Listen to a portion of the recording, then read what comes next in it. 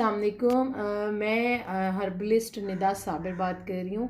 और आप लोगों को पहले भी जो है वो मेरे सोप्स के बारे में पता है।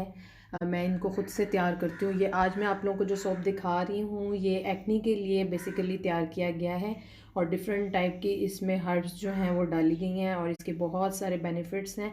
मैं आज आप लोगों को इसको यूज़ करके थोड़ा सा दिखा देती हूँ। ख़ास तौर पर जो है ये एक्नी और पिंपल्स वगैरह के लिए है। इसके अलावा जो है ये मॉइस्चराइजिंग भी करता है और बहुत सॉफ्ट लुक देता है। तो मैं आप लोगों को दिखाती हूँ।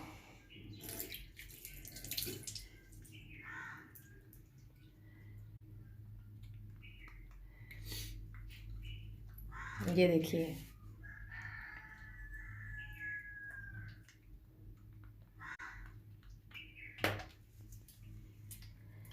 यूज़ करने के बाद ही आप लोग फ़ौरन जो है वो इसका डिफरेंस देखेंगे। आप अपनी स्किन को जब ये देखिए,